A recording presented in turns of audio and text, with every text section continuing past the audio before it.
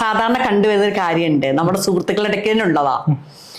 ഒരാൾക്ക് കുറെ manufacturing unit ഉണ്ടാവാം, അവർക്ക് ഷോപ്പ്, ബിസിനസ് സ്ഥാപനങ്ങള്, വണ്ടികളൊക്കെ ഇഷ്ടം പോലെ ഉണ്ടാവാം.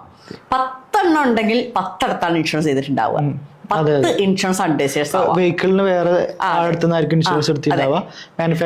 വന്ന് ചോദിക്കും നമ്മുടെ സുഹൃത്തുക്കൾ ആരെങ്കിലും, അവർക്ക് കൊടുക്കും, അങ്ങനെ അങ്ങനെ. പക്ഷെ ഇവിടെ വിഷയം വരുന്നത് എന്താ വെച്ചാൽ ക്ലെയിമും കാര്യങ്ങളും വരുമ്പം, അല്ലെങ്കിൽ റിന്യൂവൽസ് ഇങ്ങനത്തെ കാര്യങ്ങൾ വരുമ്പോൾ ആകെ ഇതൊരു കൺഫ്യൂസ്ഡ് ആണ്. അപ്പം എനിക്ക് ഒരു അഡ്വൈസ് ഈ സമയത്ത് നമ്മുടെ അങ്ങനത്തെ ഉള്ള, അതായത് മൾട്ടിനാഷണൽ കമ്പനികളുടെ കാര്യം അല്ല കേട്ടോ ഞാൻ പറഞ്ഞത്, ഇടത്തരം ബിസിനസ് ചെയ്യുന്ന ആൾക്കാർക്കൊക്കെ ഒരു സൊല്യൂഷൻ എന്നുള്ളത് നമ്മൾ ഒരു അഡ്വൈസറെ ഇതെല്ലാം നോക്കാൻ ഏൽപ്പിക്കാം. അതെ, കൺസൾട്ടേഷൻ മാത്രമായിട്ട് നിയമിക്കുക.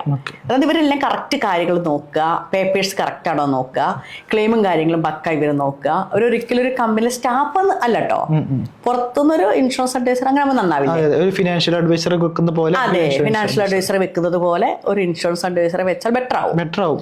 ഒരു കമ്പനി തന്നെ ഇൻഷുർ ചെയ്തോട് നിർബന്ധമില്ല. എവിടെയാണോ അടച്ച ലാഭം, എവിടെയാണോ അടച്ച ക്ലെയിം പെട്ടെന്ന് കിട്ടുക, ഇതെല്ലാം അവർക്ക് ഡിസിഷൻ മേക്കിംഗ് പവർ അവർക്ക് കൊടുത്തിട്ട് അവരെ കൊണ്ട് ചെയ്യിക്കുകയാണെങ്കിൽ ഈ ഒരുപാട് തലവേദനകൾ മാറും ചെയ്യും. അതുപോലെ തന്നെ നഷ്ടങ്ങൾ കുറയും. കാരണം ഈ ഇൻഷുറൻസ് എടുത്താൽ നമുക്ക് നഷ്ടമാണ്, അപ്പൊ ഇത് നമ്മുടെ കമ്പനിക്ക് വേണ്ട.